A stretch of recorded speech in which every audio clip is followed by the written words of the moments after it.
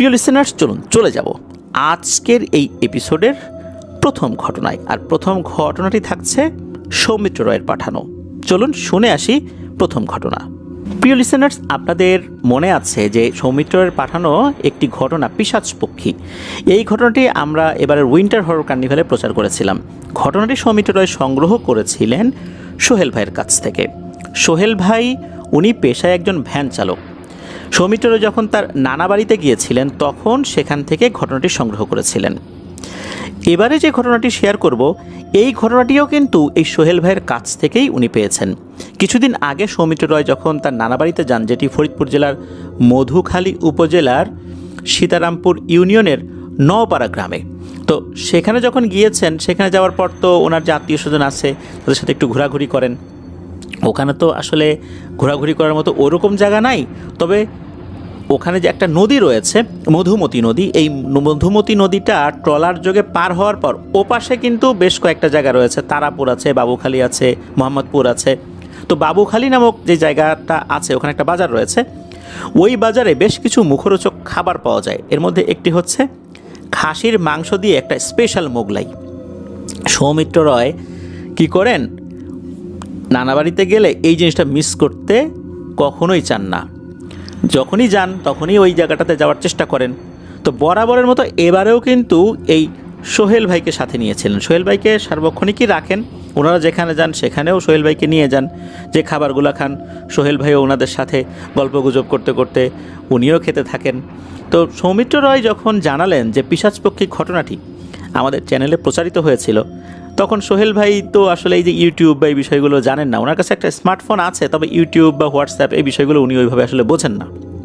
তখন ওনাকে এই বিষয়টা দেখালেন।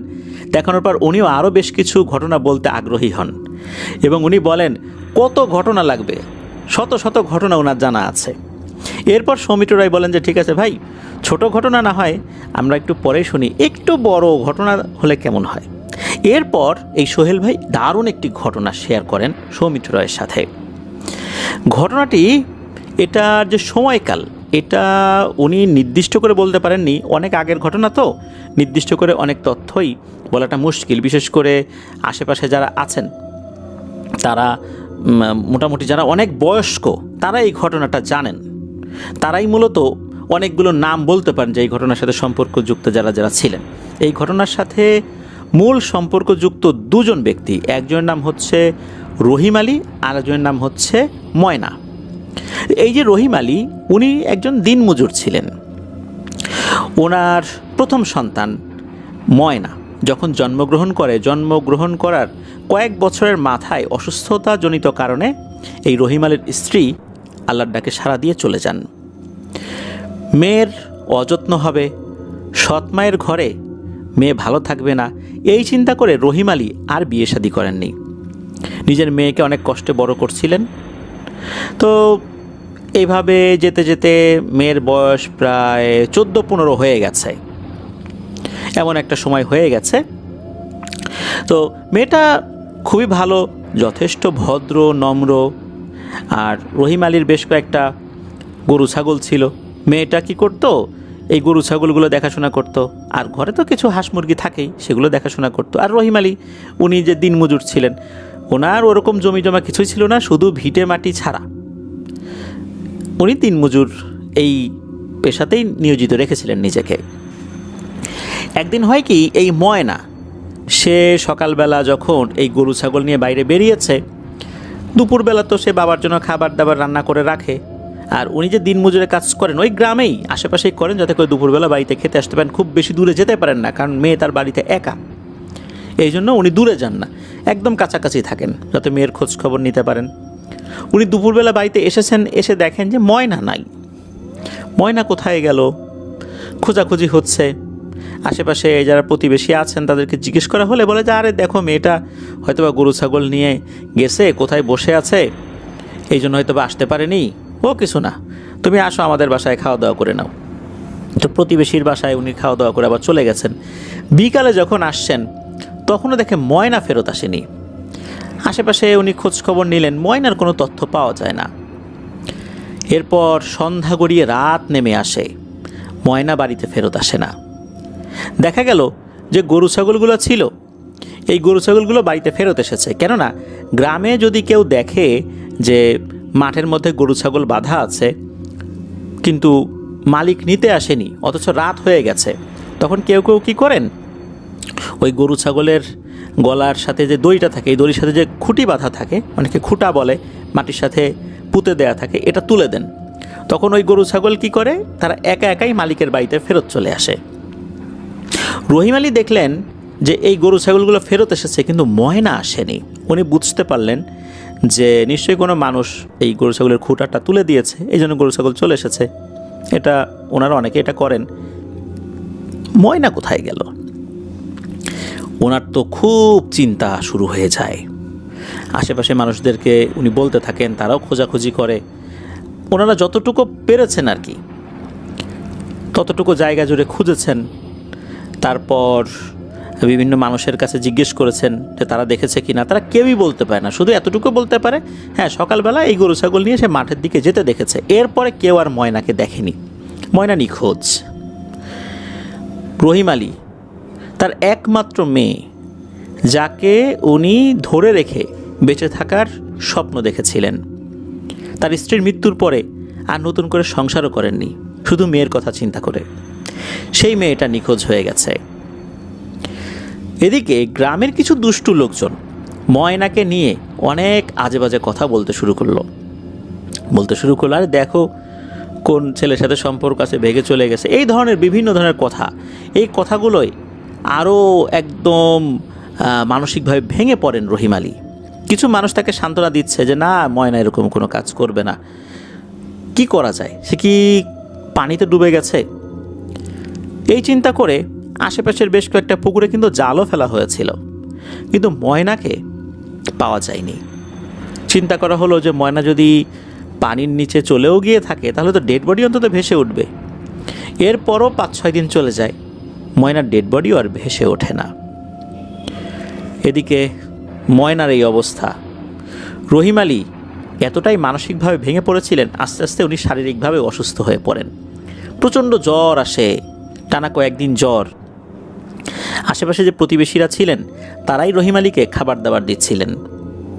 প্রচণ্ড জ্বর। একদিন রাতের বেলা হঠাৎ গভীর রাত্রে রহিম আলী চিৎকার চেঁচামেচি শুরু করেছেন। আশেপাশের প্রতিবেশীরা চলে আসে, কি হয়েছে। তখনও কিন্তু রহিম আলীর প্রচণ্ড জ্বর। তখন রহিম আলী বলছেন, আমি তো ময়নাকে দেখছি। ময়নাকে দেখছো কীভাবে? তখন রহিম আলী বলছেন যে উনি স্বপ্নে দেখেছেন ময়নাকে।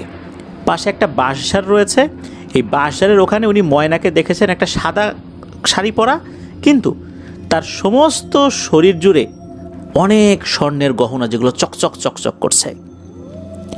উনি জাস্ট এতটুকুই দেখেছেন। এরপর লোকজন বলা শুরু করলো, আরে বাবারে, তোমার জ্বর আসছে, ঘুমের ঘোরে মেয়ের চিন্তায় কী সব দেখো, এগুলো সব মনের ভুল, দুঃস্বপ্ন দেখেছ। কিন্তু রহিম আলী বলে, না না, আসলে এটা স্বপ্ন না, এটা একদম বাস্তবের মতো মনে হয়েছে আমার কাছে, এটা স্বপ্ন না, আমি ময়নাকে দেখছি, ময়না বেঁচে আছে, ময়না আশেপাশেই আছে। কিন্তু তার কথা কেউ বিশ্বাস করে না, কেননা আসলেই উনি শারীরিকভাবে অসুস্থ ছিলেন, আর মানসিকভাবে তো বিপর্যস্ত অবশ্যই ছিলেন। এই কারণেই হয়তো এরকম বলছেন, লোকজন এরকমই মনে করে। এরপরে কেটে যায় 1-2 দিন। হঠাৎ একদিন সকালবেলা রহিম আলীকে আর খুঁজে পাওয়া যায় না। সে তো ঘরেই ছিল, কোথায় যেন চলে গেল। নাই তো নাই। কয়েকজন লোক অবশ্য একটু খুঁজেছিল, কিন্তু কে তাকে আর খুঁজবে, তার তো কোনো আত্মীয় স্বজন ছিল না। কেননা রহিম আলী আসলে কোন এলাকা থেকে এসেছিলেন এটা বলা যায় না। উনি ওই এলাকার আসলে মূল লোক ছিলেন না, মানে আদি নিবাস তার এখানে ছিল না, সে অন্য কোনো একটা এলাকা থেকে আসছিলেন আর কি, যার কারণে তার কোনো আত্মীয় স্বজন ওখানে ছিল না। তাকে নিয়ে ভাবনা চিন্তা করার মতো লোক ওখানে কমই ছিল। আর ওই গ্রামের লোকজন সবাই খেটে খাওয়া মানুষ, এত কাজ ফেলে তো তাকে খোঁজা কারো পক্ষে আসলে ওভাবে সম্ভব না। মানুষজন 1-2 দিন একটু চেষ্টা করেছিল, এরপর তাদের কথা ভুলেই যায়। এভাবে পার হয়ে যায় কয়েক বছর। ওই গ্রামের একজন ব্যক্তি যার নাম হচ্ছে আকবর মিয়া। এই আকবর মিয়া সুঠামদেহী, বেশ সাহসী একজন মানুষ, রাত বিরেতে ঘুরে বেড়ায়, খুব ড্যাম কেয়ার টাইপের একজন লোক আর কি। বয়স তার 25-26 হবে। সে আবার এরকম যে সে বিশ্বাস করে জিন ভূত আছে, তবে সে কখনো দেখেনি। আছে না আমাদের মধ্যে অনেক ব্যক্তি এরকম থাকে না, যে সে বলে যে হ্যাঁ পবিত্র কোরআনে আছে, হাদিসে আছে, জিনের কথা বিশ্বাস করি, কিন্তু আমি তো কখনো দেখি নাই, আমার সাথে এরকম কোনো কিছু হয়নি। এরকম কথা কিন্তু অনেকে বলে। উনি হচ্ছেন ওই টাইপের লোক আর কি, যে কখনো দেখেনি কিন্তু বিশ্বাস করে আর কি, এরকম। এই আকবর মিয়া দিনে রাত্রে বিভিন্ন সময় বিভিন্ন জায়গায় ঘুরে বেড়াতো, তার সাথে কোনো ভয়ের ঘটনা কখনোই ঘটেনি। তো আকবর মিয়া উনি কি করেছেন, উনি দিনের বেলাতে ওনার বাসা থেকে কিছুটা দূরে একটা বাঁশঝাড় রয়েছে, ওই বাঁশঝাড়ে গিয়েছেন বাঁশ কাটতে। বাড়িতে হয়তো বা কোনো একটা কাজ ছিল, তো এই বাঁশঝাড়ে ওরকম কোনো মালিকানা ছিল না, ওইটা যে কোনো নির্দিষ্ট মালিকের এটা আসলে বলা মুশকিল, ওটা সবাই ওখান থেকে বাঁশ টাশ কেটে নিয়ে যেত। তো উনিও গেছেন একটা বড় দা হাতে নিয়ে বাঁশ কাটতে। তো উনি গিয়ে বাঁশ কাটা শুরু করেছেন।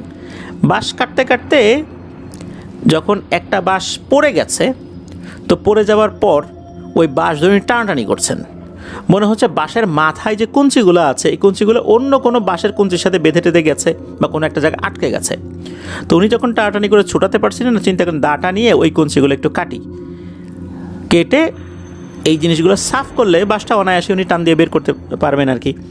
তো উনি যখন এক সাইড থেকে কাটতে কাটতে কাটতে কাটতে মাথার দিকে আস্তে আস্তে চলে যাচ্ছেন, হঠাৎ করে মনে হলো যে উনি একটা শাড়ি জাতীয় বা কাপড় জাতীয় কিছু দেখতে পাচ্ছেন, একটা কাপড় আর কি, বা শাড়ি কিনা এটা উনি আসলে ওইভাবে বলতে পারেন নাই, বা বললেও এই তথ্য পাওয়া যায় নাই।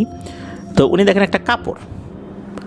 উনি চিন্তা করলেন যে এই কাপড়টা কার রে, এইখানে পড়ে আছে, কিসের কাপড়?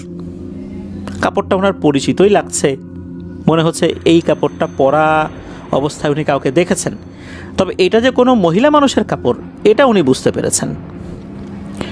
তখন উনি কী করেছেন, কাপড় ধরে টানাটানি শুরু করেছেন, যে কাপড়টা আসলে মাটির নিচে অনেকটা ঢুকে আছে আর কি। থাকে না যে কিছু কাপড় যদি মাটিতে চাপা দেওয়া হয়, ওই কাপড়ের অংশ বিশেষ যদি আবার মাটির বাইরে থাকে, যদি আমরা সেই কাপড় ধরে টান দেই, তখন কিন্তু বোঝা যায় যে এই কাপড়ের অন্য একটা পার্ট মাটির ভেতরে, তখন কিন্তু সহজে উঠতে চায় না। উনি ওই কাপড়টা ধরে কি মনে করে টানাটানি শুরু করেছেন। তো টানছেন কাপড়টা আর উঠছে না। এইভাবে টানাটানির এক পর্যায়ে হয় কি, ওই কাপড়টা ছিঁড়ে যায়। তো ছিঁড়ে গেলে উনি ওইটা আবার মাটির উপরে ছুঁড়ে ফেলে বাঁশটা আবার বের করার উপযোগী করে ওই বাঁশ নিয়ে বাড়িতে চলে গেছেন। তো এটা নিয়ে কিন্তু ওনার কোনো মাথা ব্যথাই নেই, এটা নিয়ে উনি আর কোনো চিন্তাও করেন নাই। ওই রাত্রে উনি একটা ভয়ঙ্কর স্বপ্ন দেখেন।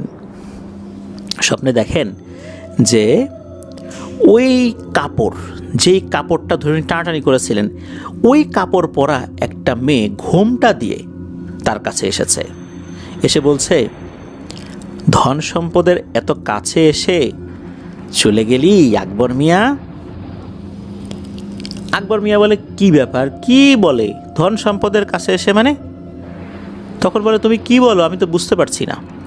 তখন বলে, আরে এখানে তো গুপ্তধন আছে রে, আর একটু খোঁড়াখুড়ি করলেই তো গুপ্তধনটা পেয়ে যেতি, আর একটু খুঁড়তি, এখানে গুপ্তধন আছে, আয় নিয়ে যা, পূর্ণিমা রাতে আসবি, কাউকে বলবি না, খবরদার, এই গুপ্তধন তোর। এই দেখ আমার শরীরে কত গহনা, এরকম আরও অনেক গহনা এখানে আছে, সব তোর, আয় নিয়ে যা।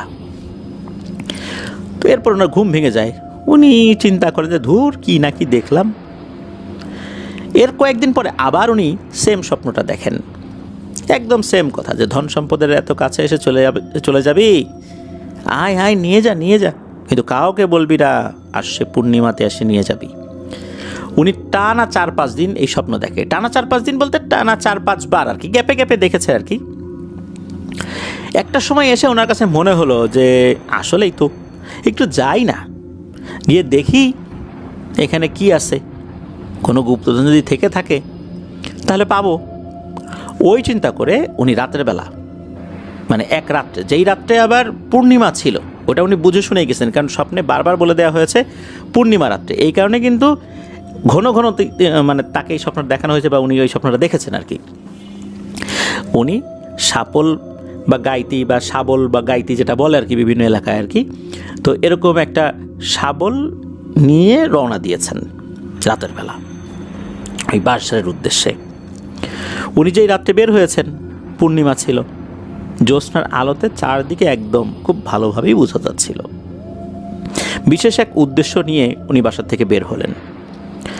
হাঁটতে হাঁটতে চলে গেলেন সেই বাঁশঝাড়ের দিকে। যেখানে উনি ওই কাপড়টা পেয়েছিলেন ওই জায়গাটা শনাক্ত করার চেষ্টা করছেন উনি। একটা সময় পেয়েও গেলেন, কারণ ওই কাপড়ের একটা ছেঁড়া অংশ বের হয়েছিল, আর পাশে ওই কাপড়ের অংশটাও পড়েছিল, যেটা উনি বাঁশ কাটতে এসে ফেলে রেখে গিয়েছিলেন। ওটার ওখান থেকে সরেনি, যার কারণে সহজেই বুঝতে পেরেছিলেন যে জায়গাটা কোথায়। এরপর উনি ওইখানে শাবল দিয়ে খুঁড়তে থাকেন। স্বপ্নের মধ্যে তাকে এটাও বলে দেওয়া হয়েছিল যে এখানে কাপড় ধরে টানাটানি করেছিল ওইখানেই খুঁড়তে হবে, তো এই কারণে ওখানে খোঁড়া শুরু করেছেন। অল্প কিছু সময় খোঁড়ার পরই ওনার শাবলে টং করে একটা মেটালিক সাউন্ড আসে। নিচে যদি কোনো ধাতব জিনিস থাকে, তামা বা পিতল জাতীয় কোনো কিছু যদি থাকে, এটার সাথে আঘাত লাগলে যেরকম শব্দ হয় ওরকম একটা টং করে আওয়াজ হয়। এটা যখন হয়েছে এরপর উনি বুঝতে পারেন যে আসলেই তো নিচে কিছু আছে। উনি আরও ভালো করে খোঁড়ার জন্য যখনই আবার শাবল দিয়ে আঘাত করছিলেন ততবারই টং টং টং এরকম আওয়াজ আসছে। ওই সময় হঠাৎ করে বাঁশের ভিতরে বাতাস শুরু হয়ে যায়, তবে সেটা ঝড়ো বাতাস বলা মুশকিল, যে এমন বাতাস না সব কিছু একদম ভেঙে চুরে একাকার হয়ে যাচ্ছে, বিষয়টা এরকম না। এমন একটা মৃদু ঠান্ডা বাতাস, যেই বাতাসে আসলে বাঁশঝাড় ওইভাবে দোলার কথা না কিন্তু দুলছে, আর এই ঠান্ডা বাতাসটা ওনার শরীরে এসে লাগছে, মনে হচ্ছে ওনার এখনই ঘুম চলে আসবে, এত দারুণ একটা বাতাস। ওই সময়ে উনি হঠাৎ করে নূপুর পায়ে হাঁটলে যেরকম শব্দ হয় এরকম শব্দ, ঝনাত ঝনাত ঝনাত শব্দ উনি পাচ্ছিলেন। উনি এই শব্দ পাবার পর পাশে তাকান। প্রথম দিকে উনি কাউকে দেখতে পান না, এরপর বুঝতে পারলেন যে শব্দটা ওনার দিকেই আস্তে আস্তে চলে আসছে। উনি চিন্তা করলেন যে কে আসে। উনি ফিল করলেন যে শব্দটা মনে হচ্ছে আরও কাছে চলে এসেছে। এবার উনি তাকিয়ে একটা জিনিস দেখতে পান। উনি দেখতে পান যে এই জিনিসটা স্বপ্নে দেখা সেই অবয়বটাই, মাথায় ঘোমটা দেয়া, সাদা শাড়ি পরা, আর শরীর ভর্তি স্বর্ণের গহনা, চাঁদের আলোতে চকচক করছে। ওই বাঁশঝাড়টা কিন্তু এমন গভীর ছিল না যে দিনের বেলাতেও চাঁদের আলো পড়ে না, বিষয়টা এরকম না, বেশ ফাঁকা ফাঁকা ছিল আর কি। তো চাঁদের আলো অনায়াসেই সেখানে প্রবেশ করছিল। এরপর যে বাতাসটা হচ্ছিল, এই বাতাসে হঠাৎ করেই মাথার ঘোমটা পড়ে যায় ওই অবয়বের। তখন এই আকবর মিয়া দেখতে পান যে আরে এ তো ময়না। তখন ময়না হেসে দেয়, হেসে দিয়ে বলে, আকবর মিয়া, ধন সম্পদের তো খুব কাছে চলে এসেছিস, নে খোর, এগুলো সব তোর। এইটা দেখার সাথে সাথে আকবর মিয়া চিন্তা করতেছে যে আরে এই ময়না তো নিখোঁজ হয়ে গেছে তারও বেশ কিছুদিন, কয়েক বছর হয়ে গেছে। এরপর রহিম মিয়াও নিখোঁজ, এই ময়না এখানে আসলো কিভাবে? এটা তো কোনো স্বাভাবিক বিষয় না। ওই সময় এই আকবর মিয়া মারাত্মক ভয় পেয়ে যায়। এটাই তার জীবনে প্রথম কোনো ভৌতিক ঘটনা। ভয়ে কিং কর্তব্য বিমূঢ় হয়ে পড়ে কি করবে না করবে বুঝতে না পেরে হাতে থাকা শাবলটা ওই অবয়বের দিকে ছুঁড়ে মারে। ছুঁড়ে মারার সাথে সাথে মনে হলো একটা বাতাস ভেদ করে ওই অবয়বটা আসলে আরও সামনে চলে আসলো। তার বডিটা একটা বায়বীয়, একটা বাতাসের মতো, আর ওই শাবলটা ওই অবয়বকে ভেদ করে ও পাশে গিয়ে পড়ল। এইটা দেখার সাথে সাথে এই আকবর মিয়া বুঝতে পারল বিশাল বড় একটা বিপদে উনি পড়ে গেছেন। এখন কি করবেন? এটাকে তো উনি মারতে পারবেন না, কারণ শাবলটা ছুঁড়ে মেরেছেন হঠাৎ করে, বুঝে হোক না বুঝে হোক, কিন্তু শাবলটা তো তাকে ভেদ করে ওপাশে গিয়ে পড়ল। এটাকে তো কোনোভাবেই উনি মারতে পারবেন না, বা এর সাথে যুদ্ধ করতে যাওয়াটা বড় ধরনের একটা বোকামি হবে। উনি উল্টো দিকে ঘুরে দিয়েছেন এক দৌড়ে উনি বাড়িতে চলে গেছেন। বাড়িতে চলে যাওয়ার পর তো চিৎকার চেঁচামেচি শুরু করেছেন, কিন্তু তখন অজ্ঞান হন নাই। ওনার চিৎকার চেঁচামেচিতে বাড়ির লোকজন সব তো উঠে গেছে। এই কি হয়েছে? তখন বলে যে আমি তো ভূত দেখছি। ভূত বলতে কোথায় ভূত, ওই বাঁশঝাড়ে আমি ময়নাকে দেখছি। ময়নার কথা শোনার সাথে সাথে তার বাড়ির লোকজন নড়ে চড়ে বসে যে ময়নাকে দেখছিস মানে, ঘটনা কি? তখন বলে যে হ্যাঁ আমি তো রাতের বেলা ওই বাঁশঝাড়ে গেছিলাম, তাই আমি এরকম দেখছি। সবাই বলতেছে বাঁশঝাড়ে গেছিলি কেন? এই রাতের বেলা বাঁশঝাড়ে কী কাজ? নেশাপানি করার জন্য গেছিলি নাকি? তখন কিন্তু উনি ওই গুপ্তধনের প্রসঙ্গটা এড়িয়ে যান। তখন উনি একটু কৌশলে বলেন আমি তো একটা স্বপ্ন দেখতাম, স্বপ্নের মধ্যে কে যেন এসে বলতো যে ওখানে আয়, তো আমি তো ওখানে গেছি, রাত্রেবেলা যাবো তো এই জন্য সাহস করে একটা শাবল নিয়ে গেছি, কি হয় না হয় তারপর দেখি এই ঘটনা, আমি ময়নাকে দেখছি। উনি কিন্তু গুপ্তধনের বিষয়টা এড়িয়ে যান। তখন পরিবারের সদস্যরা বলে এখন রাতের বেলা আমরা আর ওইদিকে যাব না, সকালবেলা ইনশাল্লাহ দেখা যাবে। এদিকে সকালবেলা আরও লোকজন চলে আসে। লোকজন চলে আসার পর একই ধরনের কথা, মানে গুপ্তধনের কথাটা এড়িয়ে গিয়ে উনি বাকি কথাগুলো বলতে থাকেন। লোকজন বলে যে ময়না তো বেশ কয়েক বছর আগেই নিখোঁজ হয়ে যায়, পরে তার বাবাও নিখোঁজ হয়ে গেল, তাদেরকে আর কোথাও পাওয়া গেল না। তুমি ময়নাকে দেখবা কোথা থেকে?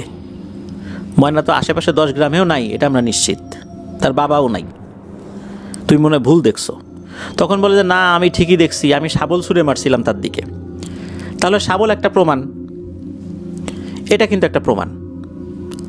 তখন কি করেছেন, লোকজন বের হয়েছেন ওই বাঁশঝাড়ের দিকে যাবার জন্য।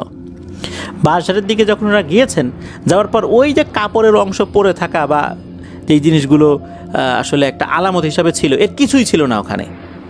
যে কাপড়টা ধরে উনি টানাটানি করেছিলেন, ছিঁড়ে গেল, ওটা ওখানে ফেলে রেখেছিলেন, পরে গিয়েও তো সেই কাপড়টা উনি ওখানে দেখেছেন, কিন্তু ওই লোকজন গিয়ে ওগুলো আর দেখে নাই।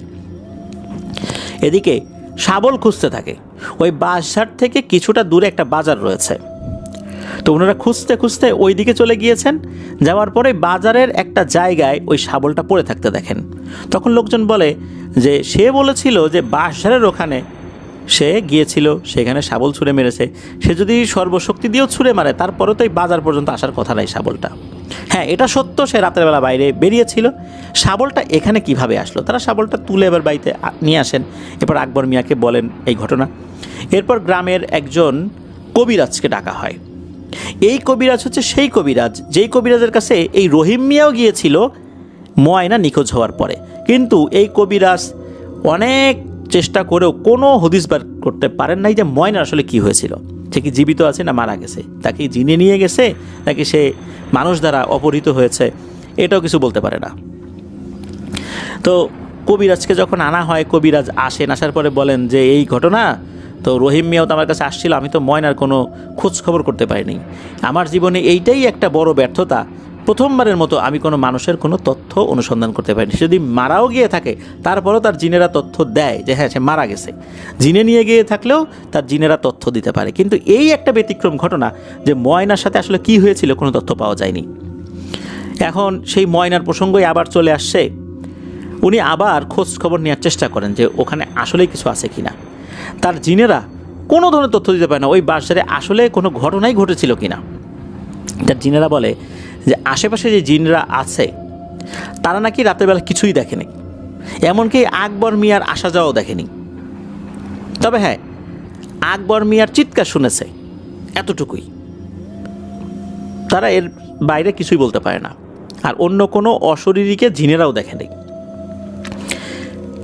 কবিরাজ তো অবাক হয়ে যায় যে এই কী ধরনের একটা বিষয়, যার কোনো তথ্যই পাওয়া যায় না, কি এক ভয়ঙ্কর মায়াজাল।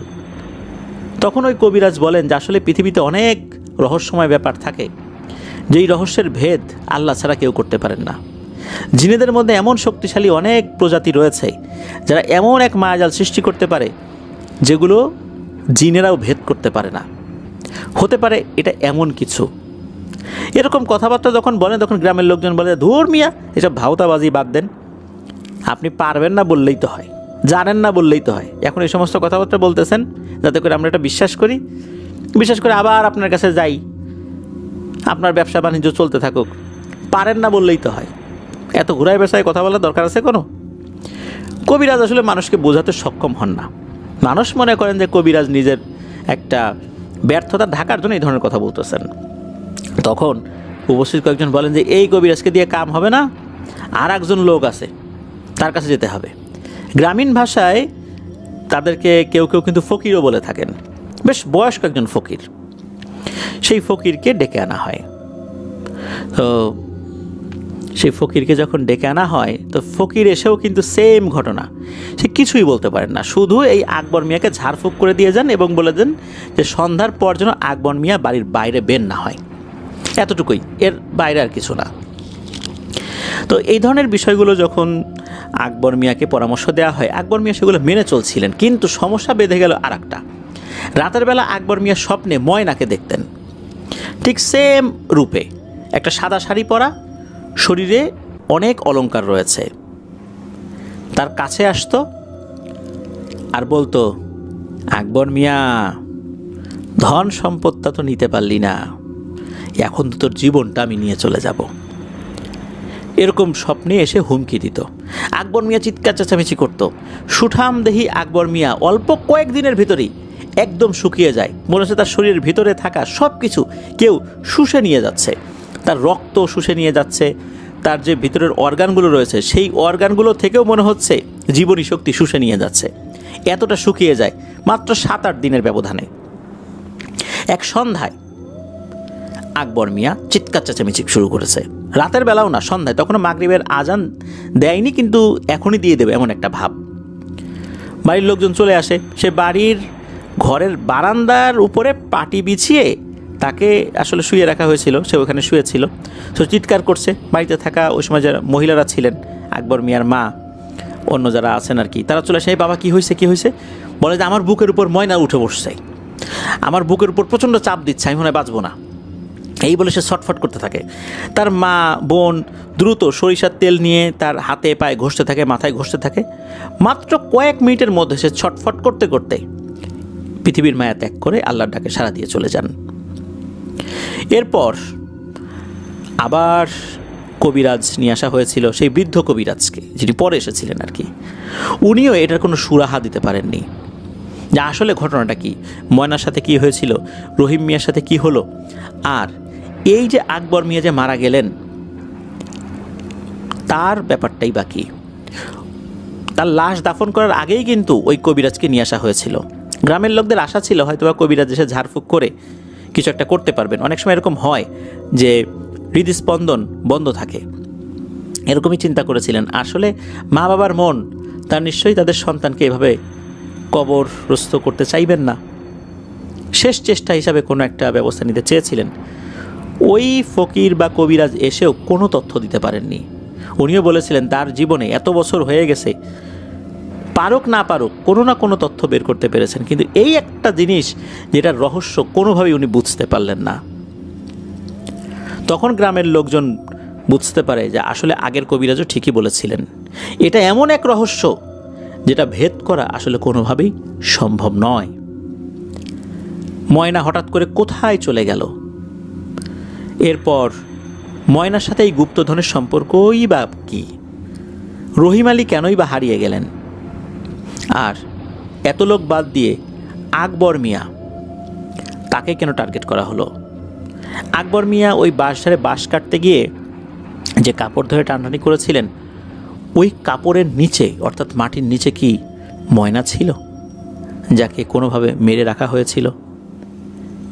এটাও কেউ বলতে পারে না, কেননা কেউ আর ওখানে গিয়ে মাটি খোঁড়ার সাহস করেনি। সবাই ভয় পেয়েছিল যদি কোনো রকমভাবে ওখানে মাটি খুঁড়ে এই বিষয়টা যাচাই বাছাই করার সাহস করা হয়, তখন কিন্তু তাদের উপরও এই ময়নার অশরীরী এসে ভর করতে পারে, আকবর মিয়ার মতো পরিণতি হতে পারে। কেউ আর ওই গুপ্তধনের আশায় মাটি খোঁড়ার চেষ্টা করেনি। কিন্তু এই এক বিশাল রহস্যজনক বিষয়, কেননা এটার কোনো রকমের তথ্য আর পাওয়া যায়নি। প্রিয় লিসেনার্স, আপনাদের কাছে কি মনে হতে পারে? আপনাদের কাছে যেই বিষয়গুলো মনে হতে পারে তা কিন্তু এই ভিডিওর কমেন্ট সেকশনে কমেন্ট করে জানিয়ে দিতে পারেন। আপনাদের কি মনে হয় যে এটা হতে পারে, ওটা হতে পারে, আপনারা জানাতে পারেন। আর আমাদের ফেসবুক পেজের গ্রুপ তো রয়েছে আপনাদের হরর ওয়ার্ল্ড নামে, সেখানে গিয়েও আপনারা আপনাদের মতামত জানাতে পারেন। আমরা এই ঘটনার শিরোনাম দিয়েছি ময়না রহস্য, আসলে এক রহস্য। ধন্যবাদ জানাচ্ছি সৌমিত্র রয়কে দারুণ একটি ঘটনা আমাদের সাথে শেয়ার করার জন্য। এবারে যে ঘটনাটি শেয়ার করব এটিও কিন্তু এক রহস্যময় ঘটনা। তো চলুন শুনে আসি সেই রহস্যময় ঘটনা। তার আগে বলি যে আমাদের ঘটনাগুলো কেমন লাগছে তা জানিয়ে ভিডিওর কমেন্ট সেকশনে কমেন্ট করতে ভুলবেন না। তো চলুন শুনে আসি সৌমিত্র রায়ের পরবর্তী আরও একটি রহস্যময় ঘটনা।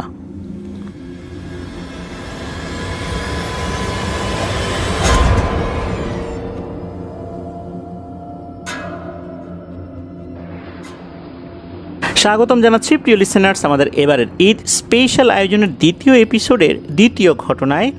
তো এই ঘটনাটি সৌমিত্র রয় উনি বেশ কয়েকবার শুনেছেন ওনার দাদু শ্রীবাস দাসের কাছ থেকে। এই শ্রীবাস দাস দাদুর ঘটনা কিন্তু এর আগেও আমরা বেশ কয়েকটি প্রচার করেছি। উনিও যদিও বা বর্তমানে ভারতে রয়েছেন। আর সৌমিত্র রয়ের দাদাবাড়ি কিন্তু রাজবাড়ী জেলার বালিয়াকান্দি উপজেলার ভেলাবাড়িয়া গ্রামে। ঘটনাটি এই ভেলাবাড়িয়া গ্রামেই অনেক আগে ঘটেছিল। তখন শ্রীবাস দাস দাদু একদম টকবগে যুবক। ঘটনাটি যখন ঘটে তখন উনিও এই ঘটনার একটা সাক্ষী বলতে হবে। তো চলুন ঘটনায় চলে যাই। ঘটনাটির সময়কাল 50-এর দশকের কোনো একটা সময়। ওই গ্রামে হঠাৎ করেই এক রহস্যময় ঘটনা ঘটতে শুরু করে। এক বাড়িতে মাঝরাতে হঠাৎ করে গোয়াল ঘর থেকে গরুর উচ্চস্বরে ডাক সবাই শুনতে পায়। অনেক সময় দেখা যায় যে গরুকে যদি টানা হয়, গরুর গলায় যে দড়ি থাকে এই দড়ি ধরে যদি টানা হয়, গরুকে সামনের দিকে এগিয়ে নিয়ে যাওয়ার চেষ্টা করা হয়, তখন কিন্তু গরু এক ধরনের শব্দ করে, গরু যেতে চায় না, তারপরে মাটি ঘেঁষে ঘেঁষে কিছুটা আগায়, এটারও কিন্তু একটা শব্দ হয়। ওই সময় তো শীতকাল ছিল, দূর দূরান্তের হালকা শব্দগুলো খুব ভালোভাবেই শোনা যাচ্ছিল। তো মনে হচ্ছে গোয়াল ঘরে চোর ঢুকেছে আর গরুর দড়ি ধরে টানাটানি করছে। আর এটাও বোঝা যাচ্ছে যে কোন একটা চোর শব্দ করে দড়ি ধরে যখন হ্যাঁচকা টান দেয় সেও একটা শব্দ করে। অনেক সময় দেখা যাচ্ছে যে আমরা যদি কোনো জিনিস ধরে সর্বশক্তি দিয়ে টান দেই তখন কিন্তু আমাদের একটা শ্বাস প্রশ্বাসের ভারী আওয়াজ ভেসে আসে। যখন কেউ দড়ি ধরে টান দেয় একটু শক্ত করে টান দেওয়ার জন্য, অর্থাৎ শক্তি লাগিয়ে টান দেওয়ার জন্য কিন্তু হু হু এরকম শব্দ করে, ওই রকম শব্দ হচ্ছে। এটা শোনার পর বাড়ির লোকজন তো বুঝে যায় যে গোয়াল ঘরে চোর ঢুকেছে, গরু চোর। তখন বাড়ির লোকজন বলে, এই চোর চোর চোর, গরুর চোর আসছে, তাড়াতাড়ি গোয়াল ঘরের দিকে সবাই আসো। লোকজন তো ওই বাড়ির যারা ছিলেন তারা তো উঠে পড়েছেন। গোয়াল ঘরের দিকে যখন গিয়েছেন তখন তারা দেখেন যে একটা ছিপছিপে গড়নের মানুষের অবয়ব, পরনে সাদা টাইপের একটা জিনিস পরা, মনে হচ্ছে একটা সাদা লুঙ্গি, কিন্তু সেটা কাছা দিয়ে রেখেছে। আর এটা চোখ বোঝা যাচ্ছে না, কিন্তু বডিটা একদম কুচকুচে কালো। আর চাঁদের আলো যতটুকু ছিল বডিটা মনে হচ্ছে একদম চকচক চকচক করছে।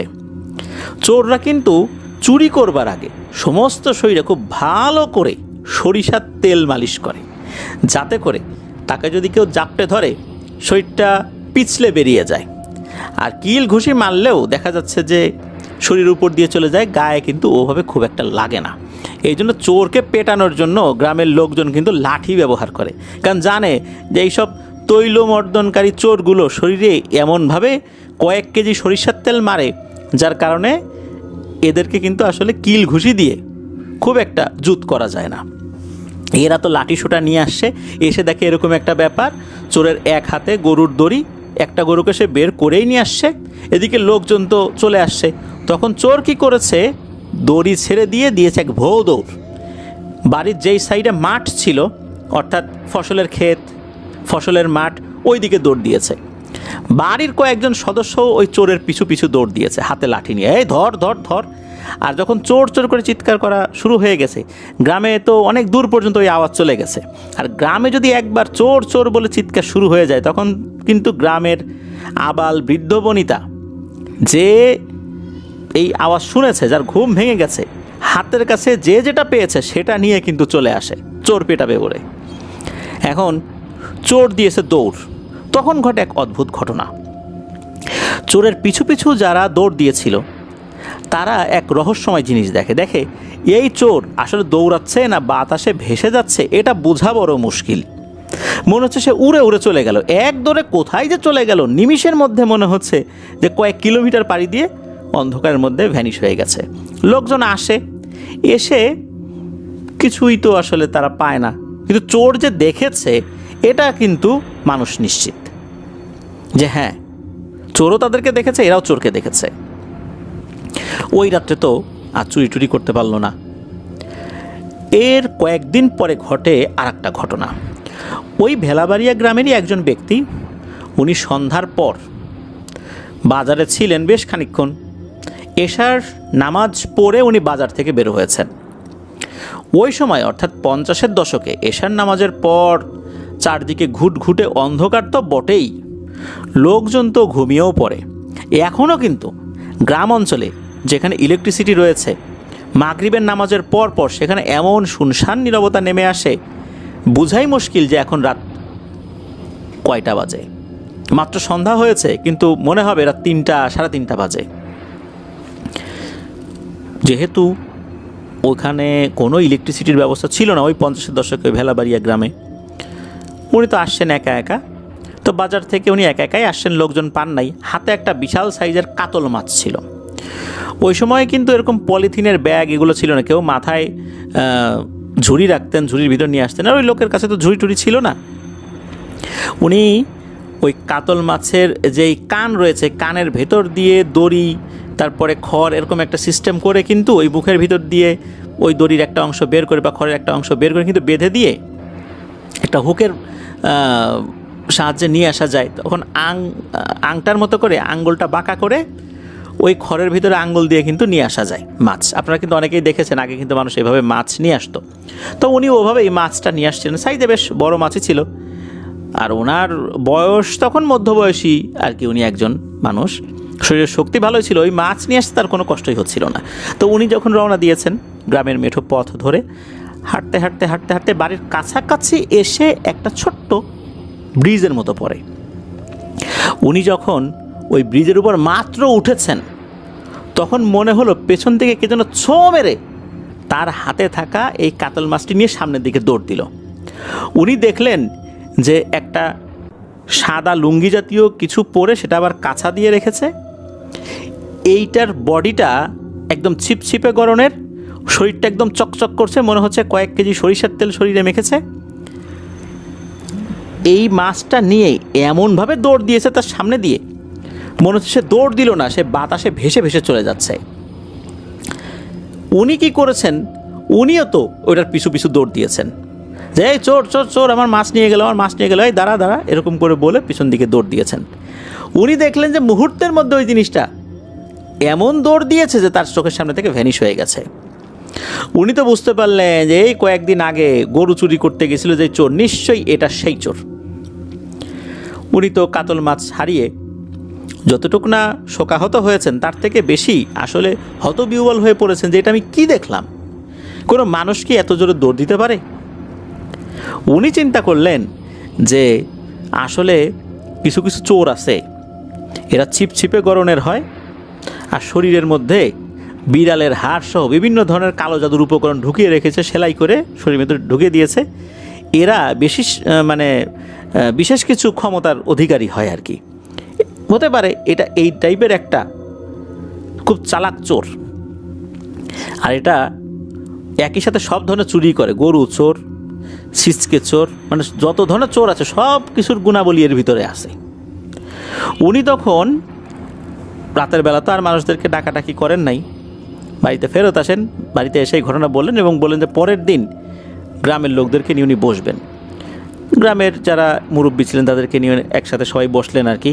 বসার পরে এই বিষয়টা নিয়ে যখন আলোচনা হচ্ছিল, সবাই বললেন যে এ কেমন চোর, এইটাকে তো ধরতেই হবে।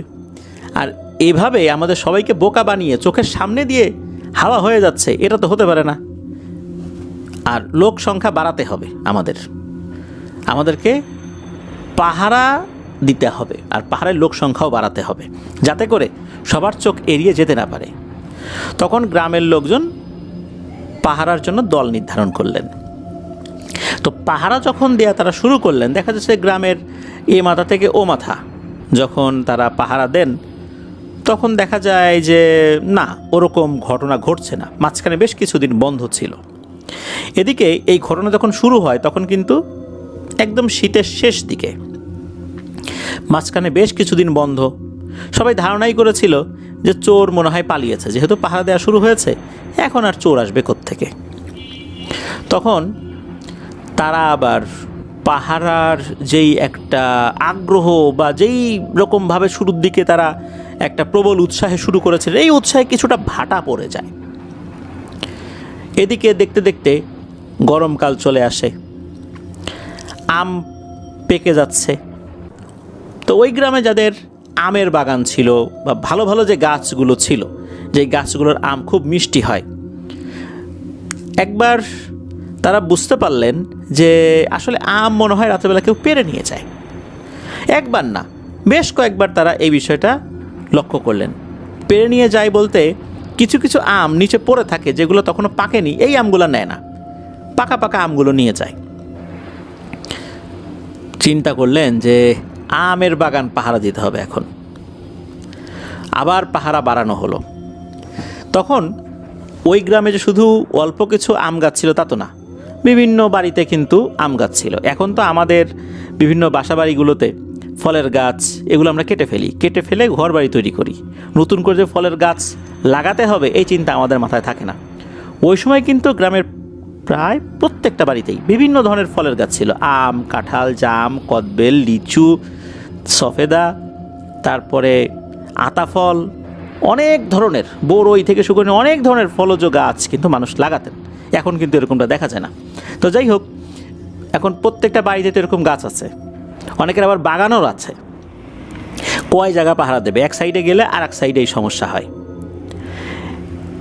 একবার হলো কি, এই পাহারাদার যে দলটা, এই দলের বেশ কয়েকজন তারা ভাগ ভাগ হয়ে 2-3 এক সাইডে গেছে, আবার 2-3 আরেক সাইডে গেছে। এরকম একটা দল একটা আম বাগানের কাছে আসছে। আম বাগানের কাছে আসার পর মনে হলো যে উপরে শব্দ হচ্ছে, মনে হচ্ছে উপরে বাদুড় জাতীয় কিছু বসেছে। এখন তাদের তো মনে সন্দেহ যে কোনো শব্দ হলেই তারা সেটা যাচাই বাছাই করবেন, কারণ এই চোরটা অনেক চালাক।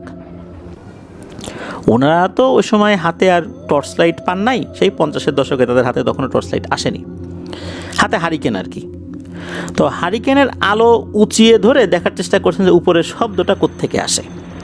তখন তারা দেখতে পেলেন এই যে সাদা টাইপের লুঙ্গি যদি কেউ কাছা দেয় যেরকম হয়, ওই রকম শরীরটা একদম চকচক করছে, ছিপছিপে গরনের ওই চোরটা গাছের ডালে বসে সে আম চুরি করছে। কোমরে একটা ব্যাগের মতো কিছু রেখেছে, ওর ভিতরে খুব আরাম করে আমগুলো ছিঁড়ে ছিঁড়ে রাখছে। যখন বলছে যে এই চোর চোর চোর চোর পাইছি চোর পাইছি, যখনই এরা চিৎকার চেঁচামেচি শুরু করেছে, ওদের সবার সামনেই চোরটা ওই উপর থেকে, এত উপর থেকেই, গাছের প্রায় মগডালের ওইখান থেকে লাফ দিয়ে নিচে নামে। একটা মানুষ এত উপর থেকে এক লাফে নিচে নেমে গেল। আর নিচে নামার পর সে ঠায় দাঁড়িয়ে রইল। 1 সেকেন্ড এদের সাথে চোখাচোখি হলো মনে হয়, কিন্তু তার চেহারাটা ভালো করে বুঝতে পারেনি। একদম কুচকুচে কালো, মনে হচ্ছে চোখের যে রং এটাও কালো, চোখ সাদাও না, চোখও কালো। সে কী করলো, একটু মুচকি হেসে দিল। মুচকি হাসার পর তার সামনের দিকে দাঁতগুলোও মনে হলো একটু বেরিয়ে গেল, তবে দাঁতগুলোও সাদা ছিল না, দাঁতগুলোও মনে হলো কালো। এরপর সে কী করলো, এমন এক দৌড় দিয়েছে, চোখের সামনে মিলিয়ে গেল। এক দৌড়ে কোন দিকে যে চলে গেল, এরা কিছু বুঝে ওঠার আগে বা এরা দৌড় দেওয়ার আগেই এই জিনিসটা ভ্যানিশ। তো একদম চোখের সামনে দেখেও চোরটাকে ধরতে পারলো না। তারা চিন্তা করলো যে এত উপর থেকে এই জিনিসটা যে লাফ দিল, লাফ দেওয়ার পরেও দিব্যি দাঁড়িয়ে থাকলো, তারপর আমাদের দিকে তাকালো, আবার চলেও গেল। কি আজব ব্যাপার, এটা কি আসলে চোর না অন্য কিছু? এরকম ঘটনা, বিশেষ করে আম চুরির ঘটনা প্রতিনিয়ত ঘটতে থাকলো। এক পাশে পাহারা দেয় তো আর এক পাশে আম চুরি হয়। ওই বাড়ির লোকজন টের পায় যে কিছু একটা হচ্ছে এখানে। তারা যখন ওই দিকটাতে যায় তখন তাদের সামনে ওইভাবে লাফ দিয়ে এক দৌড়ে মিলিয়ে যায়। এই আজব চোর, এই চোরের উৎপাতে গ্রামবাসী তো অতিষ্ঠ হয়ে গেছে যে একে তো ধরতেই হবে। গ্রামবাসী আবার এক জায়গায় বসে, তখন চিন্তা করে যে প্রত্যেকের বাড়ি থেকে কমপক্ষে একজন লোক লাগবেই, আরও যদি বেশি কেউ আসতে পারে ভালো, যে বাড়িতে পুরুষ সদস্য বেশি আছে তারা বেশি করে আসবে, লাঠিসোঁটা নিয়ে আসবে, সাথে আলো নিয়ে আসবে, চোর ধরতে হবে যে কোনো মূল্যে। এর উপদ্রব তো মারাত্মকভাবে বেড়ে গেছে। এদিকে তখন কয়েকশো লোক জমায়েত হয়ে গেছে। তারপরে কয়েকজন মুরব্বী আছেন যারা এই ধরনের পাহারা দেওয়াতে বেশ পটু ছিলেন, ছোটোবেলাতে তারা পাহারা দিয়েছেন বা যুবক বয়সে পাহারা দিয়েছেন। তো ওনাদের বুদ্ধি বা বিবেচনা থেকে বেশ কিছু দলকে ভাগ করে দেন কীভাবে পাহারা দিতে হবে, এরকম ইনস্ট্রাকশন দিয়ে দিলেন। তো এর একটা দল, এই দলের মধ্যে একজন ব্যক্তি যার নাম হচ্ছে নরেন। এই যে নরেন, উনি ছিলেন তখন বেশ যুবক বয়সী, খুব সুঠামদেহী, তাকে দেখলে কুস্তিগির বলে মনে হয়। কাউকে উনি মাথায় তুলে যদি আছাড় মারেন তার জীবিত থাকার সম্ভাবনা খুবই কম। আবার তাকে যে কেউ উঁচু করে মাথায় তুলবে এমন শক্ত সামর্থ্য লোক ওই গ্রামে আর একটাও ছিল না। নরেন তো বেশ সাহসী। সে চিন্তা করছে যে চোরকে যদি একবার পাই কিচ্ছু করব না, খালি ওকে জাপটে ধরে বুকের সাথে এমন চাপ দিব ওই ছিপছিপে লিকলিকে চোরটার হাড় গড়ে একদম মটমট করে ভেঙে যাবে। উনি তো এই চিন্তা করছেন। তো যাই হোক, এই যে নরেন, উনি সহ আরও বেশ কয়েকজন পাহারা যখন দিচ্ছেন, তো এই যে নরেনের দলে যারা আছে এরা যখন পাহারা দিচ্ছে, পাহারা দিতে দিতে একটা আম গাছের কাছে চলে আসে। আম গাছের কাছে যখন চলে আসছে তখন ওই একটা আম গাছ থেকে একটা শব্দ আসছে। ওই শব্দের উৎস খুঁজতে গিয়ে তারা বুঝতে পারে ডালের উপর এই রহস্যময় চোরটা বসা। যখন তারা দেখছেন তখন তো ওই নরেন বলে ওঠে, পাইছি রে বেটা তোরে, আজকে তুই যাবি কই, বহুত জ্বালাইছিস রে, আজকে তোকে এমন উত্তম মধ্যম দেব না, হাড় গোড় একদম গুড়িয়ে দেব, নাম বেটা ডাল থেকে, নিচে আয় আয় বলছি। এরকম যখন বলছে তখন নরেন সহ অন্যদের সামনেই ওই চোরটা ডাল থেকে এক লাফ দিল, লাফ দিয়ে ঠায় তাদের সামনে দাঁড়িয়ে গেল। উপর থেকে কেউ যদি লাফ দেয়, লাফ দেওয়ার পর কিন্তু মানুষের বডিটা একটু ঝুঁকে পড়ে, কিন্তু না, সে লাফ দিয়ে একদম ঠায় দাঁড়িয়ে রইল। 1-2 সেকেন্ড দেখলো এদেরকে, এরপর উল্টো দিকে ঘুরে চোর দিল এক দৌড় দিয়ে একটা ঝোপের দিকে চলে গেছে। ওই ঝোপের ওই পাশে আবার নদী ছিল বা এরকম খালের মতো কিছু একটা ছিল আর কি ওই সময়। তো ওই দিকটাতে যখন গিয়েছে, এদিকে এরাও কিন্তু পিছু পিছু দৌড় দিয়েছে। নরেন সবার আগে চলে গেছে, কারণ তার তো শারীরিক শক্তি বেশি, অন্যদের থেকে সে দৌড়েও বেশ পটু, তার বডিটা বেশ সুঠাম হলেও ছিপছিপে গণের লোকদের থেকেও সে দৌড়ে বেশ পটু, সে আগে চলে গেছে। এদিকে অন্যরা খুঁজছে হাতে হারিকেন নিয়ে। এর মধ্যে নরেন একটা জিনিস খেয়াল করে, সেটা হচ্ছে মনে হচ্ছে একটা জায়গায় কোনো কিছু নড়াচড়া বুঝতে পারছেন উনি। এই নরেন উনি পা টিপে টিপে টিপে টিপে আস্তে আস্তে ওদিকে আগানোর পর দেখতে পেলেন এই চোরটা একটা জায়গায় ঘাপটি মেরে বসে আছে আর মাথাটা উঁচু করে আশেপাশে দেখার চেষ্টা করছে লোকজন কোথায় গেল। তখন এই নরেন কি করেছে, ওই চোরটার উপর ঝাঁপিয়ে পড়ছে, একদম চাপটে ধরেছে। যেই না চাপটে ধরেছে, আর তখন ও পাশে যারা খোঁজাখুঁজি করছে তারা ভয়ঙ্কর এক আর্তনাদ শুনতে পায়। আর এই আর্তনাদটা কার? এই নরেনের। নরেন বলছে, ওরে বাবা রে, মরে গেলাম রে, আমার হাড়গোড় ভেঙে গেল রে, কে কোথায় আসো রে, আমারে বাঁচাও। তো নরেনের এই কথা শোনার সাথে সাথে অন্যরা তো চলে আসে, এসে দেখে নরেন মাটিতে কাতরাচ্ছে। আর এই যে চোরের যেই অবয়বটা, এই অবয়বটা নরেনের পা ধরে এমন এক হেঁচকা টান দিয়েছে, ওই চোরটা যেভাবে দৌড়ায় ওই রকমভাবে ওইটার সাথে সাথেই এক টানে ওটাকে নিয়ে যাচ্ছে নদীর দিকে। এদিকে এই লোকজন তো দৌড়াচ্ছে, যারে নরেনে নিয়ে যাচ্ছে। নরেনের মতো একটা ভারী লোক রে, এই ছিপছিপে গরনের এই তৈলাক্ত চোরটা যেভাবে টেনে নিয়ে যাচ্ছে, এরাও অবাক, ওরাও তো পিছন পিছু দৌড়াচ্ছে যে নরেনকে তো মেরে ফেলবে রে। তখন কি করেছে, নরেনকে টানতে টানতে কাদা পর্যন্ত নিয়ে এসে ওই চোরটা নাকি নরেনের দিকে জাস্ট একবার তাকালো, তাকিয়ে হেসে দিল, এরপর পানিতে ঝাঁপ দিল। ঝাঁপ দেওয়ার পর অন্য লোকজনও কিন্তু সেখানে চলে আসছে। তারা আশা করেছিল যে ঝাঁপ দেওয়ার পর হয়তো বা চোরটা দূরে হলেও মাথা ভাসাবে, যেহেতু পানিতে ঝাঁপ দিয়েছে, কতক্ষণে ডুব সাঁতার দেবে, কিন্তু না, চোরটাকে দেখা যায়নি। এদিকে নরেনের তো অবস্থা খারাপ, তাকে যখন এই হ্যাঁচকা টান দিয়েছে, ওই জঙ্গলের ভিতরে থাকা আরও বেশ কিছু ডাল লতা পাতার যে সমস্ত সুচালো অংশ, এগুলো শরীরে লেগে তো কেটে গিয়েছে। নরেনকে যখন জিজ্ঞেস করা হয় কি হয়েছে, নরেন বলে ভয়ঙ্কর এক ঘটনা। সে যখন ওই চোরটাকে জাপটে ধরেছে, চোরটা নাকি ছুটে যাওয়ার পরিবর্তে উল্টো ঘুরে তাকে জাপটে ধরেছে। মানে চোরটার শরীরটা একদম পিচ্ছিল, আর যখন নাকি তাকে জাপটে ধরেছে তার শরীরটা এমন আঠালো আর পিচ্ছিল, আর তার শরীর থেকে এমন দুর্গন্ধ বের হচ্ছিল যে তার বমি চলে আসার উপক্রম। চোরটা উল্টো দিকে ঘুরে তাকে জাপটে ধরে মাথায় তুলে মেরেছে এক আছাড়। আর তখনই মূলত এর 12টা বেজে গেছে। তারপর তো পা ধরে টেনে নিয়ে যাওয়া শুরু করেছে ওই খালের দিকে। আর তারপরের ঘটনা তো সবাই দেখেছে। এই যে নরেন, উনি কিন্তু দীর্ঘদিন চিকিৎসা করেছিলেন, দীর্ঘদিন, অনেক দিন উনি স্বাভাবিকভাবে চলাফেরা করতে পারেননি, কারণ তার মেরুদণ্ডের হাড় মারাত্মকভাবে ক্ষতিগ্রস্ত হয়েছিল। আর একটা ব্যাপার, এই ঘটনার পর ওই চোরটাকে আর কখনোই ওই এলাকায় দেখা যায়নি। অনেকেই বলেন এটা আসলে চোর ছিল না, এটা ছিল ভয়ঙ্কর পিশাচ টাইপের একটা জিন। কেউ কেউ বলেন এটা চোর ছিল, তবে এটা অন্য ধরনের একটা চোর, যে কালো জাদুতে খুবই পারদর্শী ছিল। সে বিশেষ সাধনার মাধ্যমে এই ক্ষমতা অর্জন করেছিল। তবে এটা জাস্ট মুখের কথাই, আসলে যে কি, এটা এক রহস্যই রয়ে গেছে। এটাই ছিল এই অদ্ভুত চোরের ঘটনা। প্রিয় লিসেনার্স, আমিও ছোটোবেলায় শুনেছি যে কিছু কিছু চোর আছে যারা নারকেল চুরি করে বা ডাব চুরি করে। এরা নাকি বানর বা এই টাইপের যে প্রাণীগুলো আছে এদের থেকে অনেক দ্রুত গতিতে গাছে উঠতে পারে। আর এরা নাকি ওই যেই তালের কাঁধি বা নারিকেলের কাঁধি বা সুপারির যে ডাল, এটাতে নাকি হাত দেওয়ার সাথে সাথে এইগুলো পুরোটা তাদের হাতে চলে আসে। আর এটা এক হাতে নিয়েই তারা আবার খুবই দ্রুত নেমে পড়তে পারে, কাটারও প্রয়োজন হয় না। এরাও কি একটা বিশেষ সাধনার মাধ্যমে, কালো জাদুর মাধ্যমে এই ক্ষমতাটা অর্জন করেছে। আর আমি এটাও শুনেছি এই ঘটনার মধ্যে যেমনটা এসেছে যে শরীরের মধ্যে বিভিন্ন ধরনের হাড় তারা সার্জারি করে, সার্জারি বলতে একদম অপারেশনের মতো যেই করার জন্য যে হসপিটালে যেতে হবে, বিষয়টা এরকম না। তারা বিশেষ একটা সাধনার মাধ্যমে শরীরটার একটা অংশ কেটে এর ভিতরে ওই হাড়টা ঢুকিয়ে দিয়ে আবার সেলাই করে দেয়।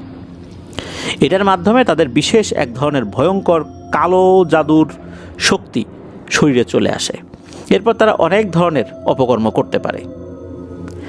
আবার এর ব্যতিক্রমও হতে পারে যে এটা আসলে চোরই ছিল না, তবে এটা যে আসলে কী ছিল এটা বলা মুশকিল। প্রিয় লিসেনার্স, এইরকম রহস্যময় চোরের কোনো ঘটনা আপনাদের জানা থাকলে কিন্তু আপনারা আমাদেরকে লিখে বা রেকর্ড করে afnanthehorrorworldbd@gmail.com এই ইমেল অ্যাড্রেসে পাঠিয়ে দিতে পারেন। ইমেল অ্যাড্রেসের স্পেলিংটা বলে দিচ্ছি, AFNANTHEHORRORWORLDBD afnanthehorrorworldbd@gmail.com। প্রিয় লিসেনার্স, চলে যাব আমাদের এবারের এপিসোডের তৃতীয় ঘটনায়। আর এই ঘটনাটি আমাদেরকে যিনি পাঠিয়েছেন উনি সাদিকুর রহমান ভাই। চলুন সাদিকুর রহমান ভাইয়ের ঘটনাটি শুনবো। এরপরে সৌমিত্র রয়ের আরেকটি ঘটনা শুনে আমরা আমাদের এবারের ঈদ স্পেশাল আয়োজনের দ্বিতীয় এপিসোডটির সমাপ্তি ঘোষণা করব। তো চলুন শুনে আসি সেই ঘটনাটি।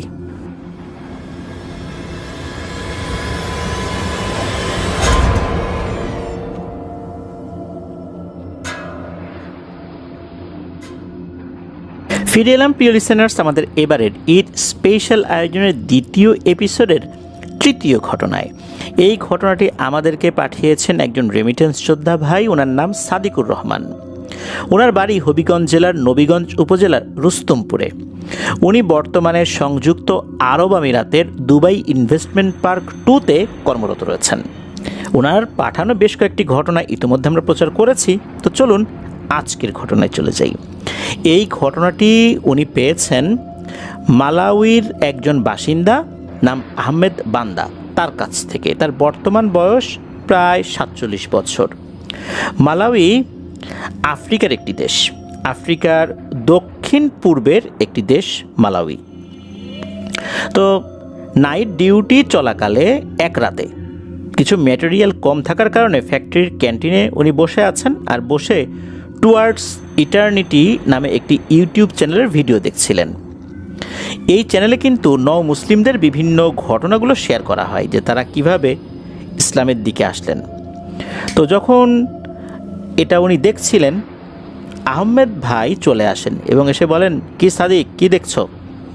তখন উনি বললেন যে ভাই, আমি তো এই যে একটা ইউটিউব চ্যানেল দেখছিলাম, এখানে তো এই জিনিসগুলো দেখানো হয়, যারা মুসলিম তাদের বিভিন্ন বিষয়গুলো শেয়ার করা হয়, তারা কিভাবে ইসলাম গ্রহণ করেছে। এই কথার পর উনি নিজেও খুব আগ্রহ নিয়ে এই চ্যানেলটি দেখেন। তারপর উনি বলেন যে সাদিক, তুমি হয়তো বা জানো না, 1990 সালের দিকে আমরা পুরো পরিবার একসাথে ইসলাম ধর্ম গ্রহণ করেছিলাম। তুমি কি শুনতে চাও সেই কাহিনী? উনি তো বললেন যে হ্যাঁ, অবশ্যই। তবে সাদিক ভাই অর্থাৎ সাদিকুর রহমান ভাই চিন্তা করেছিলেন যে এটা সম্ভবত অন্য ধরনের কিছু, এখানে প্যারানর্মাল কোনো বিষয় নাই। তবে শোনার পর উনি বুঝতে পারলেন যে আফটার দ্য ওয়ার্ল্ডে ঘটনাটি পাঠানো সম্ভব। তবে এটার জন্য অনুমতি নিতে হয়েছিল এই আহমেদ বান্দা ভাইয়ের কাছ থেকে।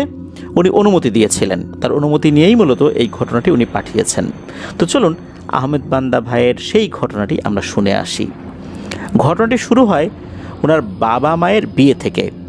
ওনার বাবা তার বাবার একমাত্র সন্তান ছিলেন, আর একমাত্র সন্তান হবার কারণে তার দাদা যত সম্পদ পেয়েছিলেন তার পুরোটাই ওনার বাবাই পেয়েছিলেন।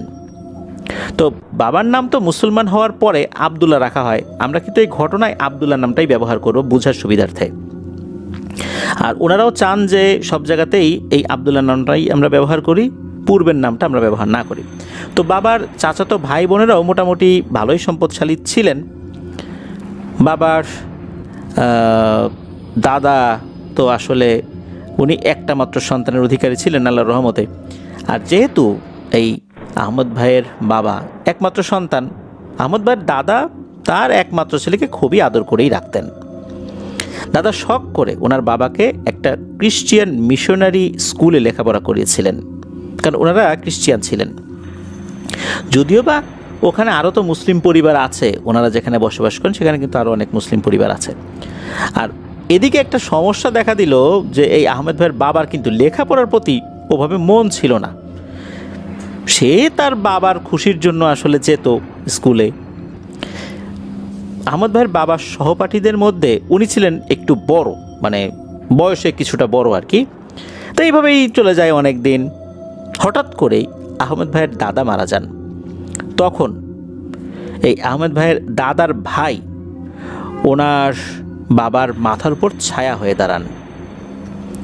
তিনি নিজে তার সংসারের পাশাপাশি আহমেদ ভাইয়ের বাবা এবং আহমেদ ভাইয়ের দাদিকেও সাহায্য করতেন। ভালোই চলছিল সব কিছু। একদিন আহমেদ ভাইয়ের বাবা তার মাকে বললেন যে মা, আমি যথেষ্ট বড় হয়েছি, আর আমাদের নিজেদের আয় করা প্রয়োজন। আমি তো এখন বড় হয়েছি, তাই আমার একজন চাচা, উনি তো অনেক কষ্ট করে আমাদেরকে চালাচ্ছেন, আমি এখন হাল ধরি না, ওনার একটু কষ্ট লাঘব করি। এই বিষয়টা যখন আহমেদ ভাইয়ের দাদি আহমেদ ভাইয়ের চাচার সাথে শেয়ার করেন, তখন আহমেদ ভাইয়ের চাচা বলেন যে ভাতিজা, তুমি তো ভালো কথাই বলেছ, ঠিক আছে, তোমার যেই সম্পত্তি আছে তোমার বাবা অর্থাৎ আহমেদ ভাইয়ের দাদার কি যেটা রেখে গিয়েছিলেন সেটা তুমি চাষ করো, আমি সব কিছু গোছ করে দিচ্ছি আর কি। তো যে বলা সেই কাজ, আহমেদ ভাইয়ের বাবা কাজে লেগে পড়েন। এদিকে আল্লাহর অশেষ রহমতে আহমদ ভাইয়ের বাবার কঠোর পরিশ্রম আর আহমদ ভাইয়ের বাবার যিনি চাচা তার সহযোগিতায় দিনকাল ভালোই চলছিল। এর ভিতরে আরও কিছু জমি জমা ক্রয় করতে উনি সক্ষম হন, নতুন করে ঘরও তৈরি করেছেন। এদিকে আহমেদ ভাইয়ের দাদি আহমেদ ভাইয়ের বাবার চাচাকে ডেকে বলেন যে ভাই, ছেলে তো বড় হয়ে গেছে আর সংসারের প্রতিও তার একটা মায়া মহব্বত সৃষ্টি হয়ে গেছে, ছেলেটাকে একটা বিয়ে করিয়ে দিলে ভালো হয়। তখন তার চাচা জিজ্ঞেস করলেন যে আপনারা কি কোথাও মেয়ে দেখেছেন? তখন উনি বললেন যে না, এমন তো দেখা হয়নি, যেহেতু তুমি তোমার ভাতিজাকে দেখে শুনে রেখেছো, তুমি তার জন্য একটা মেয়ে দেখো। এর কয়েকদিন পর আহমেদ ভাইয়ের বাবার চাচা অর্থাৎ ছোট দাদা আহমেদ ভাইয়ের আর কি দাদিকে এসে বলেন, যেহেতু ছেলেকে আমি ছোটোবেলা থেকে দেখে রেখেছি, ও আমার কাছে সব কিছু শিখেছে, আমি আর বাইরে ছেলেকে দিতে চাই না, আর বাইরের কাউকে ওখানে আনতে চাই না, আমি আমার মেয়ের সাথেই এর বিয়ে দেব। এদিকে আহমেদ ভাইয়ের দাদি কিন্তু রাজি হয়। সমস্যাটা বেঁধে গেল হচ্ছে আহমেদ ভাইয়ের বাবাকে নিয়ে। উনি রাজি হন না। উনি বলেন যে চাচা, সবসময় আপনার মেয়েকে তো নিজের আপন বোনের মতোই দেখেছি, ওর সাথে বিয়ে শাদী আসলে এটা সম্ভব না, আমি এটা পারবো না, আমি মন থেকে এটা ওইভাবে মেনে নিতে পারবো না। কি আর করা, চাচা তার মেয়েকে বিয়ে দিতে পারলেন না ভাতিজার সাথে। উনি বললেন যে ঠিক আছে, তাহলে তুমি তোমার মতো করে দেখো বা তোমার মাকে দেখতে বলো, আমি তোমাদেরকে সহযোগিতা করব। তো এইভাবেই আরও বেশ কয়েকদিন মানে সব কিছু দেখাশোনা হয়, মেয়েটা দেখা হয় আর কি। কিছুদিন পর পরিবারের সবার মতামত নিয়েই এই আহমেদ ভাইয়ের মায়ের সাথে আহমেদ ভাইয়ের বাবার বিবাহ সম্পন্ন হয়। বিয়ের রাতে চাচা এবং চাচি এসে আহমেদ ভাইয়ের বাবার ঘরে পানি ছিটিয়ে পবিত্র করে দেন। এটা নাকি ওনাদের ওই মালাউইতে একটা সামাজিক রীতি, নতুন দম্পতির ঘরে পবিত্র জল ছিটিয়ে ঘর পবিত্র করা, গির্জার পবিত্র পানি মূলত ছিটিয়ে দেওয়া হয় এখানে। তো সব কিছু ঠিকঠাক ছিল। বিয়ের কিছুদিন পর এক রাতে ওনার বাবা শোনেন যে তার ছাগলের ঘর থেকে খুব জোরে ছাগল ডাকছে। তিনি গিয়ে দেখেন সব ছাগলগুলো ঘরের ভেতর এলোমেলো হয়ে ছোটাছুটি করছে, যেন কোনো বন্য পশু তাদের আক্রমণ করেছে। হঠাৎ ওনার বাবা দেখেন সবচেয়ে বড় ছাগলটি রক্তাক্ত অবস্থায় নিচে পড়ে আছে, আর সেটা আধা খাওয়া অবস্থায় পড়ে আছে। পেছন সাইড থেকে খেতে খেতে তার পেট পর্যন্ত খেয়ে ফেলেছে। শুধু তাই না, নাড়ি ভুড়ি কোনো কিছুই বাদ নাই, মানে এক পাশ থেকে খাওয়া শুরু করতে করতে এর ভিতরে যা যা পড়ে সবই খেয়ে ফেলেছে। আহমেদ ভাইয়ের বাবা তো হাউমাউ করে কান্নাকাটি শুরু করে দিয়েছেন। ওনার বাবার কান্নাকাটি শুনে সবাই এসে দেখে এই অবস্থা, তারাও হতবাক হয়ে যান। এইটা গেল একটা ঘটনা। এর কিছুদিন পর আহমেদ ভাইয়ের বাবার চাষ করা ভুট্টা ক্ষেতের ভুট্টাগুলো নিচ থেকে আস্তে আস্তে মৃত্যুবরণ করতে শুরু করে। কিছুদিনের মধ্যেই সব গাছ মারা যায়। ধীরে ধীরে ওনাদের সব ছাগলগুলোও মারা যেতে শুরু করে, কোনো কারণ ছাড়াই। এদের কোনো অসুখও ছিল না, হঠাৎ করেই মারা যাচ্ছে। তখন অনেকেই অনেক কথা বলতে শুরু করেন, আর এই কথাগুলো কিন্তু আহমেদ ভাইয়ের মাকে নিয়ে, যে একটা অপায়া, অলক্ষণে, এর কারণে এরকম হচ্ছে। এরই মধ্যে আহমেদ ভাইয়ের বড় ভাইয়ের জন্ম হয়। বড় ভাইয়ের জন্মের পর থেকে আহমেদ ভাইয়ের মা সবসময় অসুস্থ থাকতেন। মোটামুটি 2 বছরের ভেতরে আহমেদ ভাইয়ের বাবার সব সম্পত্তি নষ্ট হয়ে যায়। হঠাৎ এক রাতে ওনার বাবা বাড়িতে ফিরে দেখেন বাড়ির পেছন থেকে কোনো একটা প্রাণী 2 পা 1 হাত, এই 2 পা 1 হাতের উপর ভর করে হেঁটে চলছে, আর অন্য একটা হাতে কিছু একটা ধরে রেখেছে। প্রিয় লিসেনার, চিন্তা করুন যে কোনো একটা বানর টাইপের জিনিস হেঁটে যাচ্ছে, কিন্তু 3 হাত পা দিয়ে, আর 1 হাতে কিছু একটা ধরে রেখেছে। শুধু এমনটা হলে একটা ব্যাপার ছিল, সবচেয়ে ভয়ঙ্কর যে ব্যাপারটা সেটা হচ্ছে এই প্রাণীটির অর্ধেক আগুনের আর অর্ধেক শরীর পানির মতো, মানে কোমর থেকে পেছনের অংশ মনে হচ্ছে আগুনের, আগুন দাউ দাউ করে জ্বলছে, আর সামনের অংশটা মনে হচ্ছে স্বচ্ছ পানি, এমনটা মনে হচ্ছে। তবে একদম স্বচ্ছ না, মনে হচ্ছে কিছুটা ঘোলাটে পানি এরকম। আর পানি এটা কিভাবে বোঝা গেল, সেটা হচ্ছে আমরা যদি একদম সফট জাতীয় কোনো জিনিস, রাবারের ভিতরে, রাবারের কোনো জিনিসের ভিতরে যদি আমরা পানি ভরে দেই, বা এমন স্বচ্ছ কোনো জিনিস বা পলিথিনের ভিতরে পানি ভরে রাখি, আমরা কিন্তু ওই পানিটা একরকম একটা শেপ দেখতে পাবো। ওই পলিথিনটা যেরকম শেপ নেবে ওরকম শেপে দেখতে পাবো। তো মনে হচ্ছে ওর সামনের অংশটা কাচের মতো, ওর ভিতরে পানি দেয়া, মানে এমনটা মনে হচ্ছে। তবে এখানে আরও একটা ব্যাপার হচ্ছে যে পানি যেরকম ঢল ঢল করে, এক পাশে কাত হয়ে যায় আর এক পাশে অন্যরকম হয়ে যায়, ওই রকম মনে হচ্ছে, মানে একটা ফিক্সড শেপ না, এরকম ঢল ঢল করছে পানি, এরকম একটা বডি, আর পেছনেরটা আগুনের মতো।